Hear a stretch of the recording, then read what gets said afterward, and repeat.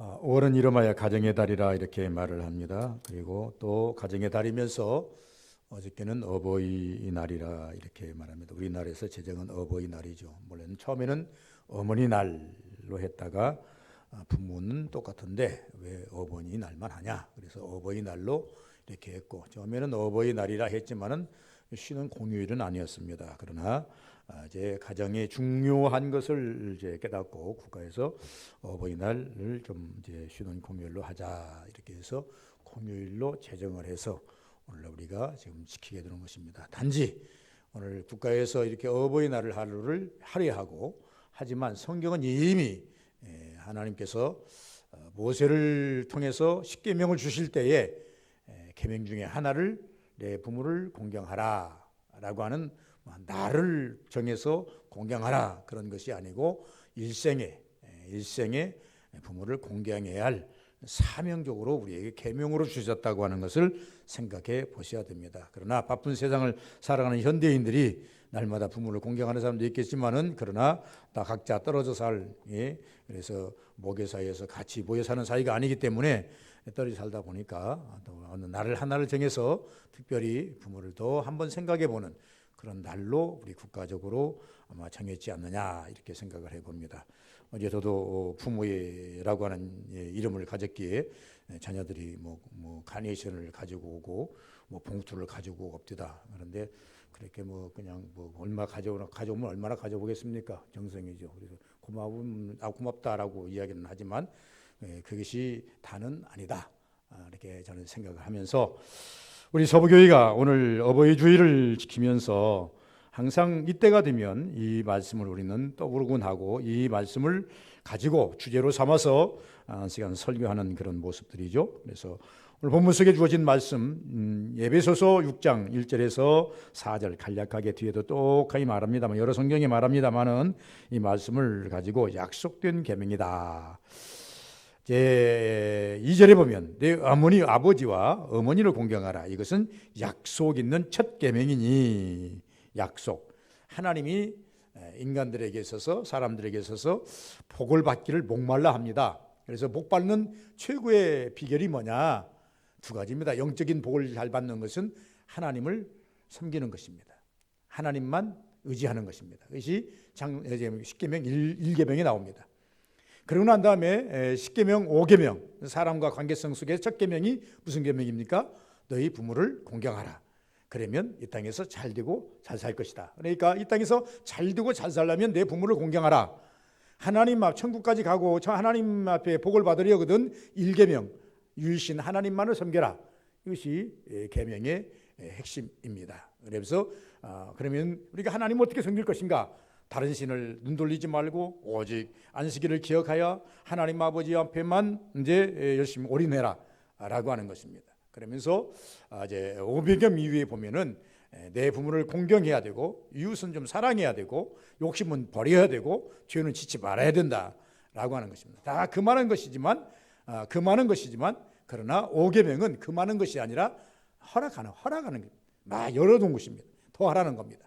더 해야 된다는 겁니다. 그래서 5계명 위에 6, 7, 8, 9, 10계명까지는 다 제약된 계명들입니다. 이러면 안 된다, 이러면 안 된다, 이렇게 하면 안 되는 거다 이렇게 이야기하지만 5계명은 뭐라고 합니까? 내 부모를 공경하라. 오픈해서 계속 열려놨. 그래서 성경이 보니까 복 받는 비결이 10계명에 보면 딱 두 가지예요. 하나는 뭐냐? 영적인 복. 하나님을 잘 섬겨라. 그러면 하늘의 복을 너희들에게 주실 것이니라. 그리고 이 땅에서 받는 복, 그것은 첫 번째 원리가 내 부모를 공경하라. 그럼 이 땅에서 잘 되고 장수하리라 라고 설명을 하고 있다. 올해는 가정의 달이죠. 가정의 구성원은 우리가 잘 아시는 대로 집계 가족이라는 이름과 그 범위를 안에서 우리가 생각해 보겠지만은 그러나 좀 더 넓혀보면 우리 둘러서 있는 모든 이웃까지가 하나의 가족의 공동체이다. 그래서 구약에는 내 부모만이 아니라 늙은 자, 나이 먹은 어른들을 공경해야 된다는 것까지도 성경은 말씀을 하고 있다라고 하는 것입니다. 하나님은 성경의 특별 사항을 몇 군데에 두시고 당부하신 것을 볼 수 있습니다. 부모와 자식 관계를 깊이 있게 말씀하시고 또 자녀와 부모 관계를 말씀하셨으니 첫째는 가정의 구성상 부모는 하나님의 대리자이기 때문이다 라고 하는 것입니다. 가정의 구성상 부모는 하나님의 대리자이다. 보이는 바 내 부모를 공경하지 아니하고 보이지 않는 바 어떻게 하나님을 공경한다고 말할 수 있겠느냐. 병행하라는 겁니다.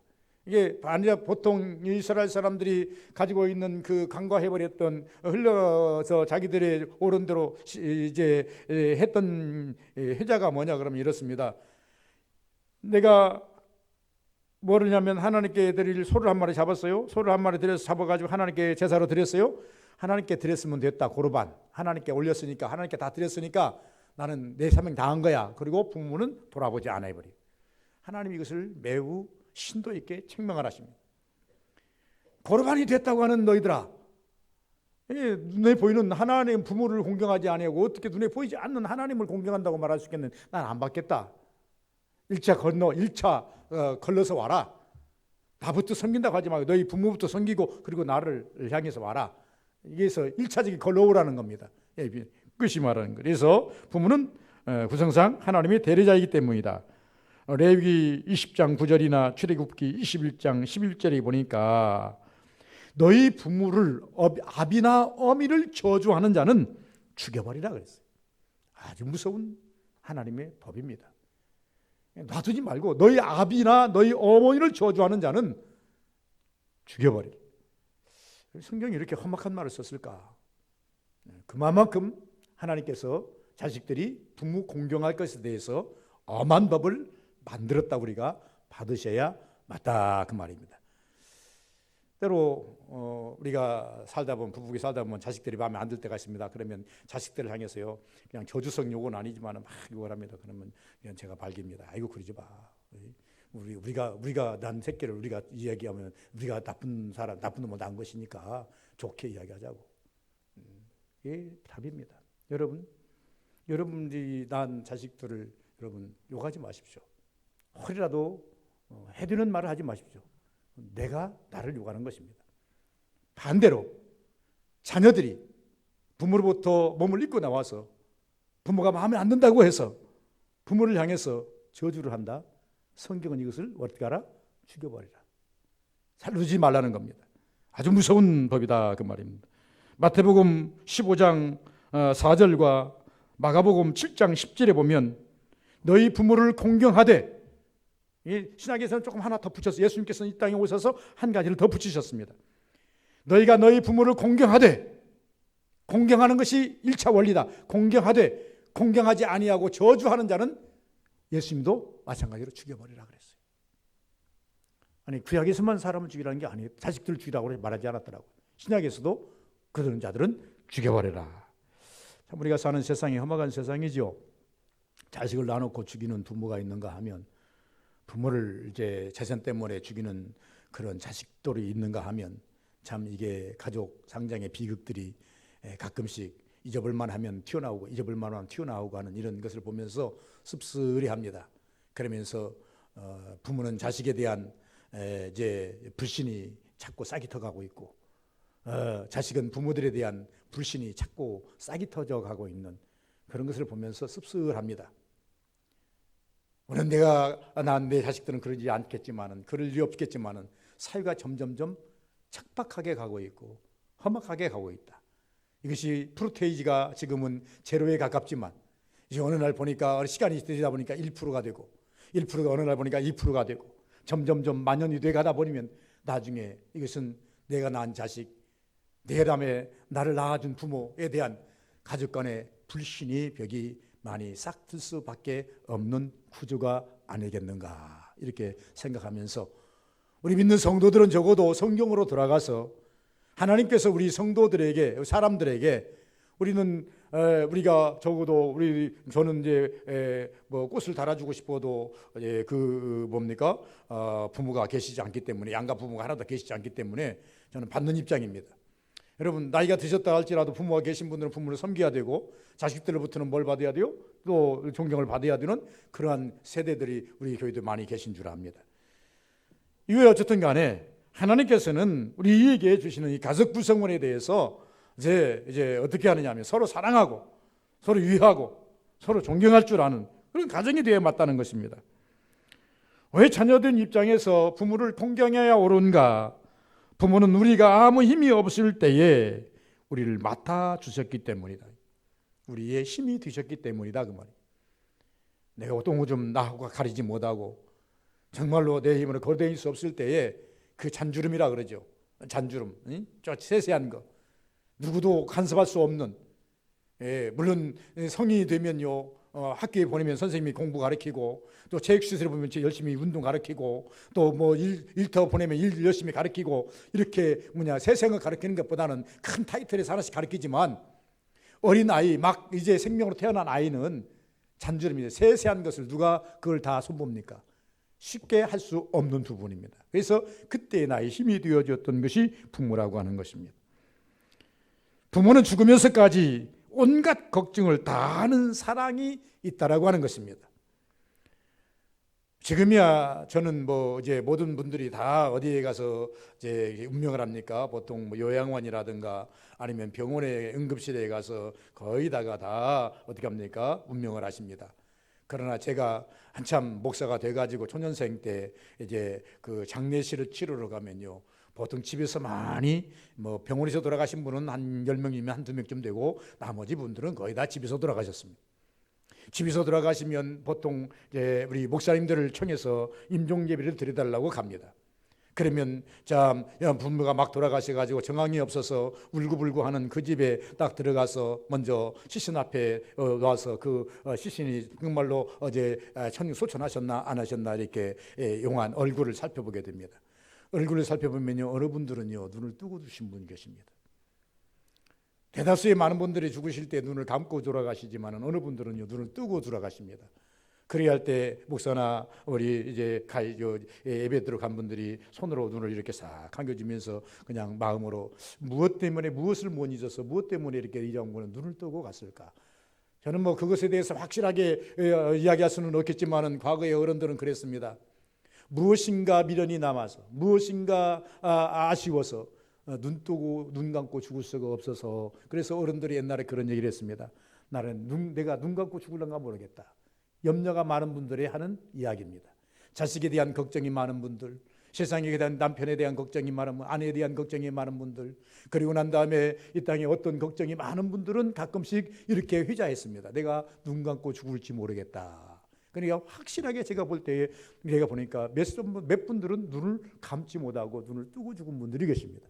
어떻게 보면 참 어떻게 보면 시급할 수도 있겠죠. 그러나 예배를 들으러 간, 장례를 치르러 간 우리 입장에서는 애잔하게 볼 수밖에 없습니다. 이분은 무엇이 근심스럽고 무엇을 이렇게 근심하다가 눈도 감지 못하고 가셨을까? 옛날 어른들의 말을 생각하면서 손으로 한번 싹 이렇게 내려주면 눈이 스스로 딱 감깁니다. 보통 다 그렇게 되더라고 말입니다. 그래서 부모는 죽으면서까지 온갖 걱정을 다 걱정하는 것이 부모의 사랑입니다. 하나님이 이것을 아셔요. 하나님이 이렇게 구주를 인간들에게 만들어 놓으셨어요. 그래서 하나님은요 내리 사랑으로 만드셨어요. 올라가는 사랑이 아니에요. 그래서 부모는요 그냥 아낌없이 주는 남 아닙니까? 그래서 하나님이 인간을 구주를 만드실 때 어떻게 만드냐면, 여러분, 내리 사랑입니다. 자녀에 대한 사랑이지 자녀가 부모에 대한 사랑을 몇 프로나 갖겠나요? 갚을 수도 없는 것이고 그렇다고 말이에요. 더 나아가서 부모는 생애의 첫 스승이기 때문에 그렇다 그런 것입니다. 여러분, 3살적 버린이 8까지 간다. 여러분, 3살적 버린이 아닙니다. 3살까지 이제 익혔던 그 몸에 물어 익혔던 버릇이 8까지 간다는 겁니다. 그러니까 아주 어렸을 때에 최고의 아주 영아기 때부터 시작해가지고 정말 오늘날은 영아기가 아닙니다. 태아기 때부터의 선생이 누구냐 그러면 부모라고 말합니다. 과거에는요 그냥 나와서 이 땅에 태어나서 이제 응아하면 이제 말지 이제 알아들으면 말 한마디 트면 그때부터 교육을 시켰는데 점점점 또이도 교육이니 뭐니 해가지고 점점 밑으로 내려가서 요새는 무슨 교육? 태아 교육입니다. 태교육을 넘어가지고 요새는요 아이를 갖기 전부터 어떤 그 좋은 심성을 가져야 된다, 어떤 것을 가져야 된다, 요란을 떨고 그렇습니다. 그렇지만은 우리가 생각하는 우리 삶은 뭐냐면, 이 땅에 태어나면 제일 먼저 접하는 게 부모입니다. 그래서 3살 때까지 이미 뭐가 사고입니까? 어느 정도 사고가 이제 다 굳어져 버리는. 그런데 그 부모 습관과 기본을 가르쳐주는 첫 생애의 스승이라는 것입니다. 그러므로 말미암아서 부모는 선생님으로서의 부모이고 부모임이지만은 가식이 없고 진실과 희생의 부모라는 겁니다.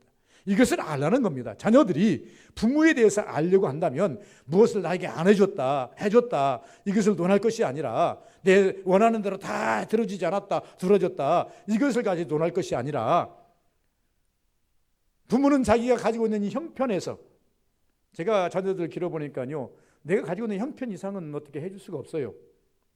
지금도 마찬가지고 과거도 마찬가지고 앞으로도 마찬가지예요. 그래서 우리나라에 이제 효자들은 말이 흙수저, 금수저라는 말이 나오지 않습니까? 누가 흙수저고 누가 금수저냐? 금수저는요 말 그대로 이 땅 참 살아가는데 그렇게 어렵지 않습니다. 문제줄 거 없어요. 뭐 물질적으로 무슨 뭐 해결이 다 되니까. 그러나 흙수저들은요 정말로 부모 세대도 힘들지만 자식 세대도 힘들어요. 왜? 다 못 해주니까. 그런데 내가 해보니까 저도 해보니까 그래요. 아 이만큼 해줘야 되는데 어느 시점에 내가 여건이 안 되기 때문에 이만큼밖에 못 주는 거예요. 그러면 그 나머지의 부분은 서로 고통분담이에요. 그럴지라도 정말로 우리는 진실과 희생으로서 모든 것을 검찰한다. 그러므로 하나님께서 이걸 아셨어요. 저는 가끔씩 이렇게 생각합니다. 하나님께서 믿는 자들에게 복을 많이 주셔가지고 근심 없이 걱정 없이 살 수 있도록 주시면 얼마나 좋을까. 그렇다고 한다면 예수 안 믿을 사람 누가 있겠습니까? 교회 나와서요 대박 터뜨린다면 예수 안 믿을 사람 누가 있어요? 오늘날이요 뭐 어느 그 복덕방에 있는데 복권방에 있는데 그 집은 1등이 뭐 몇십 번이 됐다 그럽니다. 그런데요 텔레비를 비춰주는 데 보니까 상시 사람들이 줄이 한 20-30m 서 있어요. 네. 왜? 그 집은 대박집이라 해가지고. 아니 그 사람 산다고 해서 저기서 20-30 매일 날마다 그냥 문 열면 문 닫을 때까지 20-30m가 줄이 서 있는데 그 많은 사람들이 다 드나요?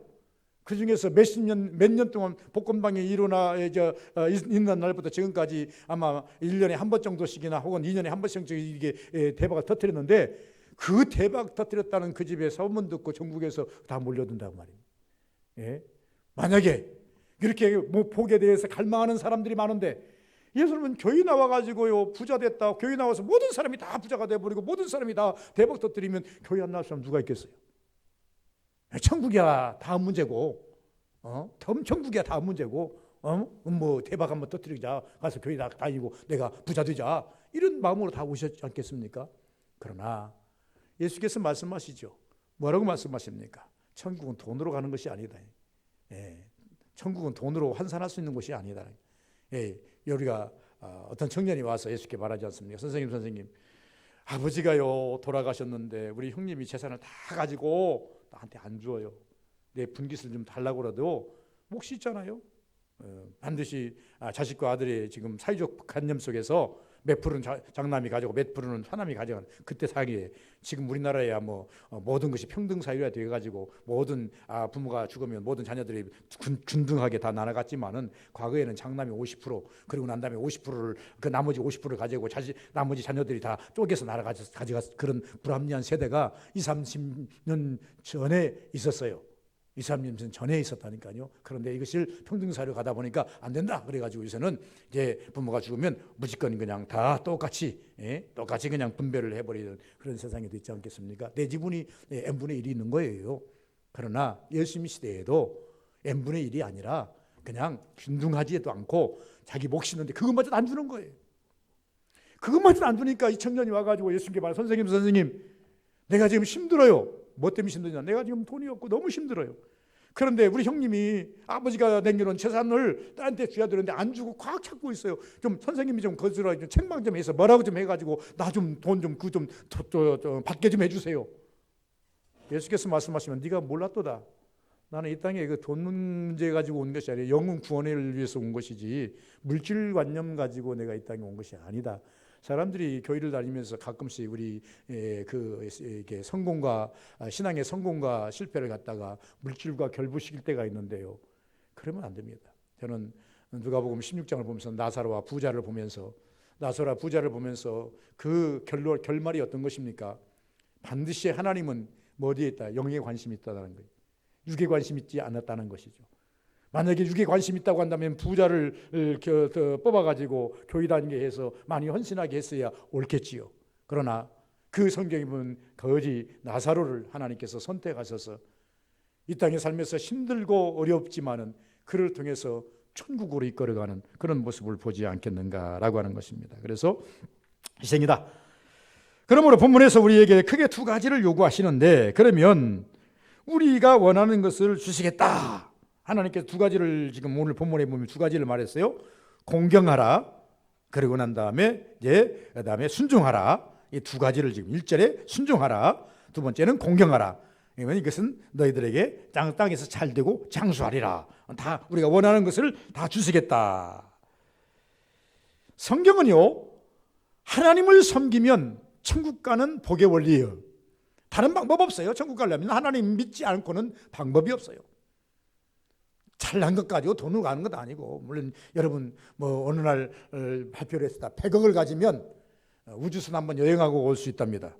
그런데 그 수요를 이제 나사에서 한번 조사를 해봤더니 전 세계적으로 100명은 된답니다. 100억씩을 내고 우주 여행을 갔다 올 수 있는 사람이 수요가 100명은 된답니다. 충분히 저기가 있지 않겠습니까? 더 늘어나겠죠. 앞으로도 일어나겠단 말이에요. 여러분, 만약에요, 우리가 잘 아는 것처럼 천국을 돈으로 간다 그러면요, 그래요. 모르겠어요. 돈의 가드라인이 얼마인지는 모르겠어요. 하나님께서 이게 돈이 얼마면 천국에 올 수 있다. 천국 티켓을 만약에 돈으로 판다고 한다면 수요가 없잖아. 몰려들 거예요. 그러나 천국은 예수께서 말씀하신 생명의 값은 1,000원을 주고도 받을 수가 없기 때문에 생명을 그렇게 사는 것이 아니다. 오직 예수를 믿어야만, 하나님을 믿어야만 되는 것이다. 믿으면 값없이 준다. 그래서 우리가 천국 가는 것은 예수 믿는 것 위에, 하나님 믿는 것 위에 다른 방법이 없어요. 그런데 하나님께서 우리에게 주시는 것 중에 두 번째는 뭐냐 그러면 이 땅에 사는데 이 땅이 길지 않아요. 이 땅이 길지 않고 이 땅에 살아봐야 얼마나 우리가 살겠습니까? 우리 전정재 원사님 항상 목사님은 죽는 것만 얘기하냐고 그러는데, 이거 죽음이 보이는데 어떡합니까? 가만히 계산을 해봐요. 내 나이가 지금 70이 다 되는데, 그래, 남자들 보통 수명이 85세예요. 이양구 총리도 지금 87세에 죽었더라고요. 그래, 이양구 총리만큼 살면 내가 앞으로 20년 남았겠다. 또 어떤 사람 보니까 이양구 총리보다 조금 더 덜 살고 80에 죽는 사람 또 보이더라고요. 저 사람 나이라고 하면 내가 15년밖에 안 남았네. 어떤 사람 보면 또 이제 건강했는데, 사회적으로 성공했는데도 70도 80도 못 넘고 죽더라고요. 저 사람 나이에 비하면 난 10년밖에 안 남았네. 그래서 나는요, 앞서가 죽는 그 유명 인사들, 이 땅에서 좀 성공했다는 사람들, 또 혹은 또 내가 존경했던 목사님들, 이런 분들이 가끔씩 죽었다는 보고가 올라와요. 걸고 올라와요. 그럴 때마다 내 나이를 한번 대입시켜봐요. 대입시켜보면 계산이 나와요. 저 사람만큼 산다면 얼마 안 10년 남았네. 저 사람만큼 산다면 15년 남았네. 저 사람만큼 산다면 20년 남았네. 물론 하나님께서 나에게 100살도 살게 하실 수 있을 것이고, 모세처럼 120살도 갈 수 있도록 하나님께서 하실 수도 있을 거예요. 골뱅이 사는 것이니까. 건강하다고 해서 오래 사는 것도 아니고, 병약하다고 해서 빨리 죽는 것도 아닙니다 보니까. 그러니까 생명은 그래서 하나님의 것이에요. 그런데 하나님께서 우리에게 말씀하십니다. 인생이 길지 않다는 거예요. 여러분, 이 교회, 서부교회에 이사와서 지금 산 지가 20년이 됐어요. 그저께는 우리 사모하고 그렇게 얘기했습니다. 아이고야, 내가 목사님 30년이 넘었네. 내가 이제 목사 하겠다고 신학도로서 나와서 하는 믿음만 교회 안에서 살기 시작한 40년이 됐네. 모르겠어요. 이렇게 되더라고요. 근데 돌이켜보면 어제 같아요. 지나오는 어제 같아요. 그래서 우리가 이 땅이 길지 않는데, 길지 않음에도 불구하고 우리가 이 땅에 살아갈 때에 필요한 것이 있어요. 어떤 분들은 이렇게 말합니다. 영이라는 것은 100% 하나님의 은혜로 가는 것이지만, 이 땅에 살아가면서 우리를 괴롭게 하는 것 중에 하나가 있는데, 우리의 삶의 50%를 차지하는 것이 하나가 있는데, 그게 뭐냐 그러면 그것이 물질이라는 거예요. 우리 인생의 50%의 그 모든 것을 지배하고 지배하는 것이 물질의 세계라는 거예요. 거부할 수 없잖아요. 왜 굶습니까? 가난하니까 굶는 거고. 여러 가지 이건 기표가 있지 않겠습니까? 그러면서 하나님께서 우리에게 주신 뭐냐면, 너희 인생이 길지는 않지만, 길지 않은 이 땅에서 너희가 잘되고 장수하고 잘되고 복받으려면 다른 것에 올인하지 말고 내 부모를 공경하라. 내 부모를 잘 섬겨라. 그리하면 복을 받을 것이다 라고 하는 것입니다. 여러분, 여러 가지로 이야기를 합니다만, 그래서 첫 번째 순종입니다. 이 순종은 조건 없는 순종입니다. 강요한 순종은 인정하지 않습니다. 이 자발적이어야 된다는 겁니다. 성경은 우리에게 뭘 말하냐면 부모가 강요해서 자발적으로 이렇게 하지 말라는 겁니다. 어저께 오후 밤에 전도사 아들놈이 왔어요. 와가지고 결혼해가지고 첫 번째 이제 어버이줄이라고 어버이날이라고 왔어요. 카네이션 하나 가지고 오고 그 다음에 봉투를 하나 내밀어요. 그러니까 전도사가 받는 돈 100만 원 받아가지고 한 달 방세 월세 뭡니까 부금 넣고 뭐고 다 하려면 살 수 있는 환경이 안 되잖아요. 내가 도와줄 수도 없는 거고. 10만 원을 가지고 왔어요. 그 받는다는 것이 부모가 좀 그렇지 않습니까? 그래서 또 다시 돌려줬어요. 또 50만 원 돌려주면서 그랬더니 가지고 왔는데 좀 미안해하는 것 같아요. 그래서 네 예비는 아직은 현역이다. 아버지가 은퇴하거든. 그때는 많이 갖고 와라. 현역이기 때문에 가능한 것이다. 이렇게 하고 애들러서 돌려 보내주었어요.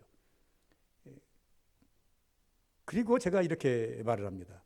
아무리 어려워도 어머니 생일이라든가 이런 여러 가지 때는 너희들이 반드시 돌아봐야 하는 것이 옳은 것이니라. 그것이 진리 아니겠습니까? 강요는 아니에요. 자발적으로 하는 것과 강요가 또 틀린 것이죠. 그래서 우리가 부모를 섬김에 있어서 자발적으로 해야 하는 것이 옳은 것이다. 왜 그러면 우리가 부모의 말에 순종해야 되는가? 순종이 나왔어요? 이 순종은 다른 게 아닙니다. 부모는 자식이 잘못된 일에는 순종을 요구하지 않습니다. 죽을 자리에 순종하지 않습니다. 망할 일에 순종을 요구하지 않습니다. 힘든 것에 순종을 요구하지 않습니다. 어느 부부가 자식들이 힘든 것을 알면서 순종을 요구합니까? 죽을 줄 알면서 순종을 요구합니까?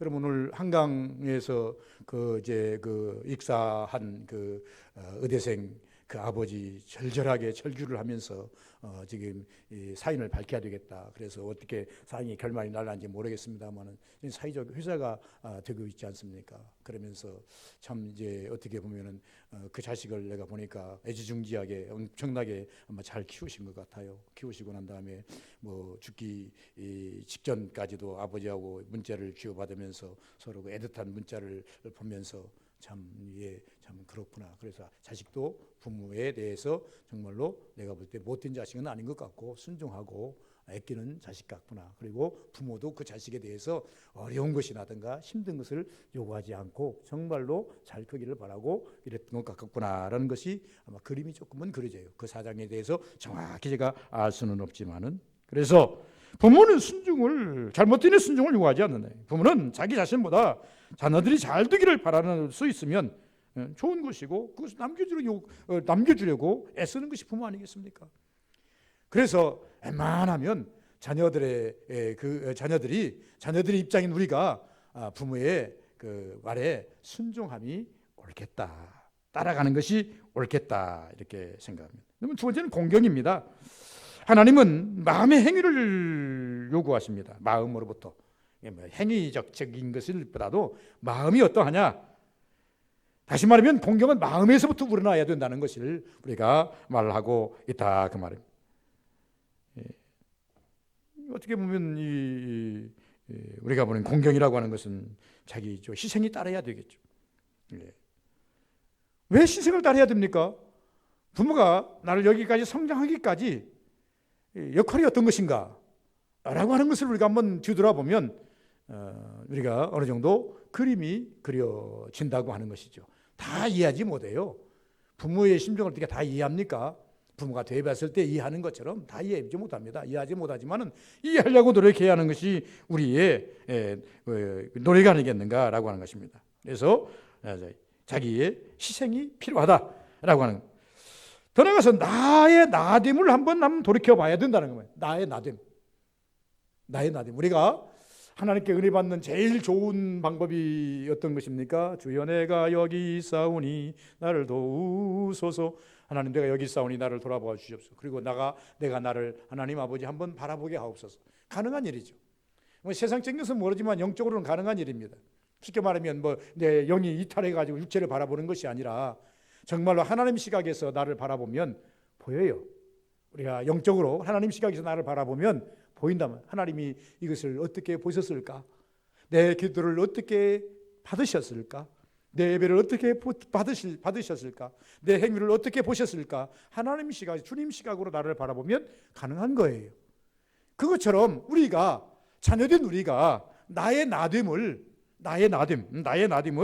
한번 생각해 봐야 된다는 거예요. 내 있는 시점에서 내가 여기까지 성장하고 내가 이만큼 성장하고 이만큼 건강하고 이런 모든 것들을 한번 우리가 돌이켜 봐야 된다.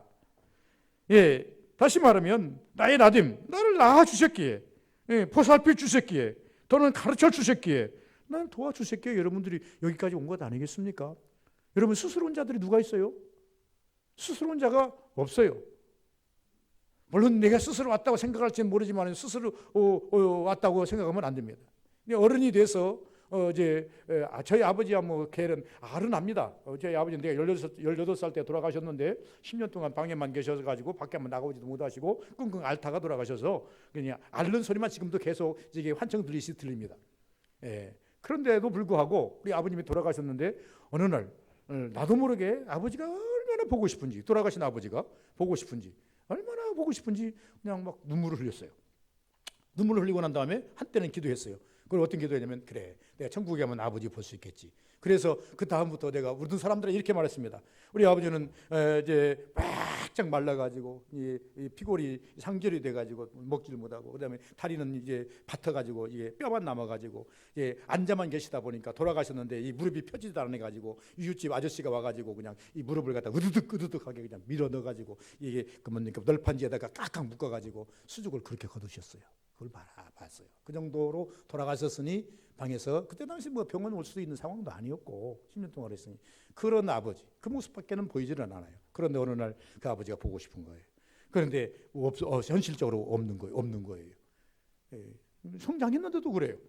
그리고 난 다음에 제가 기도하면서 은혜를 받으면서 생각할 때를, 그래, 우리 아버지는 예수 믿고 천국 가셨으니까 돌아가시기 전에 예수를 고백하고 예수를 부르짖고 하나님을 부르짖고 찬송을 즐겨 듣기를 원하셨고 그랬으니까 분명히 천국 가셨을 거다. 그런데 천국 가시면, 자, 천국 가셨을 때 내가 제일 먼저 확인할 것이 하나 있는데 우리 아버지를 확인해야 되겠다. 왜 그렇게 불빛 거둥이 움직이도 못하셨는데 지금도 천국에서 어떤 모습일까? 목사가 되고 난 다음에야 뭐 이제 해소가 됐지요. 천국에는 이제 어디입니까? 병자 없습니다. 남자 여자 성 없습니다. 이제 천국에는 우리가 잘 아시는 것처럼 이제 불구자 없습니다. 다 온전합니다. 온전한 영으로 가기 때문에 온전합니다. 그렇기 때문에 온전할 것입니다만은, 그러나 한때는 아버지를 천국에 가서 한번 확인해 봐야 되겠다, 이런 생각도 해 보았다, 그 말입니다. 그리고 난 다음에 이제 아버지에 대한 생각은 그렇게 신미합니다. 어머니에 대한 생각은 꽤나 많이 납니다. 기도하면서 우시던 그 모습, 그다음에 열심히 자녀들을 가지고 먹고 살려고 애쓰는 모습.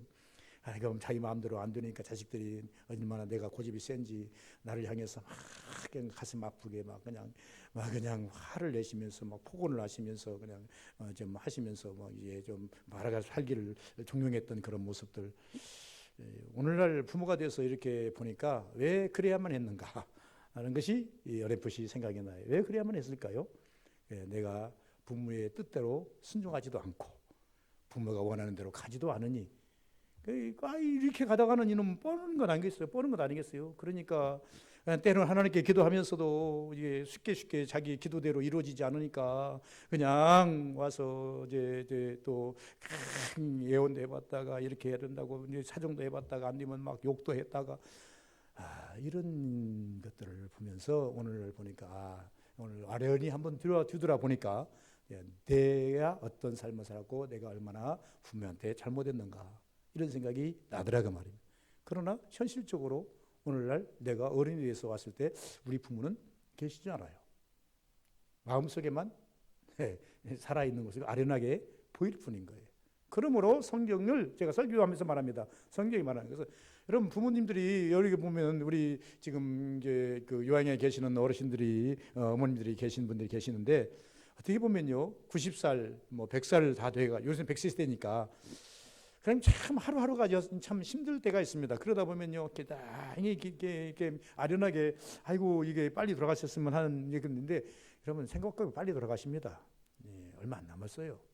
저도 죽음을 이렇게 한번 셈해 보는데 그분들이 얼마나 셈하겠습니까? 그러므로 우리는 또 어르신들이 계시다고 한다면 참 마음을 가지고 돌아보는 것이 자녀의 도리고 이런 것을 통해서 하나님이 복을 주신다. 그래서 나됨을 한번 생각해 봐야. 그리고 어떻게 보면 나됨을 생각하지 않는다면 노인 세대에 있는데 어르신들이 짐이 될 수가 있습니다. 여러분 어른들을 갖다 짐으로 생각하면 안 됩니다. 짐으로 여러분 다가옵니까? 그럴 때 하나님께 필히 기도하시기 바랍니다. 하나님 어찌하여 자녀된 도리로서 내 부모가 짐으로 다가옵니까? 짐으로 다가옵니까? 짐으로 다가오면 안 돼요. 정말로 저는 우리 서부교인들에게 좀 하고 싶은 말이 그렇습니다. 여러분 혹시 어르신들을 모시고 계시는데 짐으로 다가옵니까? 그렇게 생각하면 안 돼요. 그렇게 된다면 여러분 다시 한번 돌아봐야 돼요. 하나님 성경에는 분명히 말씀하시기를 내 부모를 공경하라 했거늘 나는 어찌하여 내 부모가 내게 짐이 작고 짐으로 다가옵니까? 애잔하게 보시면 됩니다. 애잔하게 보시면 돼요. 애기로 보시면 됩니다. 이제 애기로 갔어요. 어르신들은 애기로 다시 돌아갔어요. 불독 80 넘고 90 넘으면 애기로 다시 돌아간 거예요. 이제는 내가 애길 때 부모님들이 여러분들을 도우셨고 여러분을 다 잔주름 다 하바지하면서 이제 도와서 성장시켰지만은 이제 부모님들이 애기로 돌아갔기 때문에 잘 돌보시다가 천국으로 입히시키는 것이 이제 믿음의 자녀들의 사명이라는 것입니다. 이런 사명감 가지 않냐면 부모 쉽게 못 모십니다. 부모가 짐이 됩니다. 무겁습니다. 그러니까 돌아가실 때 섭섭하지 말게 해야 된다는 것입니다. 여러분 왜 섭섭하지 말게 해야 되는가? 근데 우리 자식들에게도 내가 그런 얘기를 내가 종종 합니다만은 제 부모는요 돌아가실 때 자식들에게 주고 싶은 마지막 기도가 있어요. 근데 섭섭하게 해버리면 어떻게 그 기도를 합니까? 되지 않는 거예요. 다윗이 죽을 때 어떡합니까? 솔로몬에게 오락해서 일어나지 못하니까 야 솔로몬아 내 아들아 내가 일어날 수가 없구나. 내가 일어나서 네 머리에 손을 얹어 기도해야 되겠는데 내가 힘이 없다. 그러니 너는 내 등 밑에다가 손을 넣어라. 그리고 난 다음에 안수하는 것이 아니라 등 밑에다 손을 넣고 깔고 누워가지고 하나님을 향해서 기도하지 않습니까? 너는 힘써 장부가 되라. 그리고 하나님을 섬기는 일에 올인해라. 그러면 하나님께서 나에게 주신 복을 너에게도 그대로 주시리라. 여러분 그 아버지의 기도로 말미암아 솔로몬이 대왕이 되는 거예요. 선왕이 되는 거예요. 저는 그렇게 생각해요. 이 다윗의 아들들이 뭐 솔로몬 하나만 있습니까? 암몬도 있고 아사람도 있고 여러 계통의 자녀들이 꽤나 많아요. 그러나 아버지를 죽이려고 했던 압살롬, 아버지의 그 뜻과 상관없이 반역을 하며 그다음에 가족을 흩뜨렸던 암몬, 이런 놈들은 절대 축복을 해주지 않아요. 그러나 그래도 하나님 말씀대로 살려고 애쓰는 그 솔로몬은 그래도 아버지를 섭섭하게 하지 않았어요.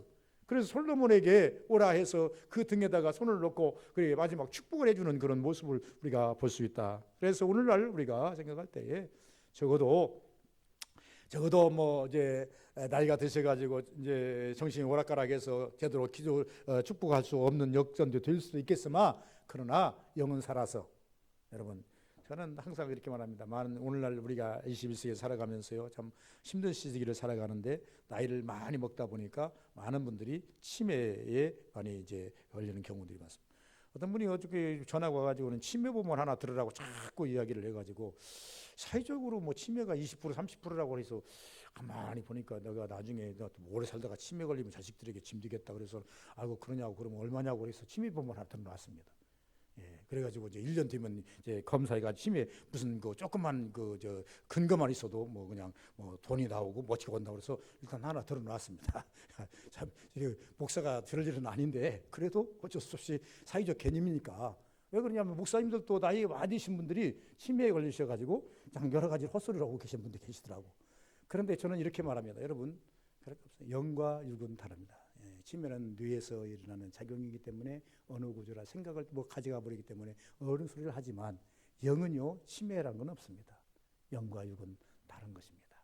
그렇기 때문에 여러분 혹시 여러분 모시고 있는 어르신들이 약간 이상한 소리를 하더라도 염려하지 마시기 바랍니다. 그들이 평소에 예수를 잘 믿었다면 그 예수의 영은 그대로 안착이 되어서 그 영은 계속 하나님을 바라보고 있으니 저는 여러분 위해서 기도할 겁니다.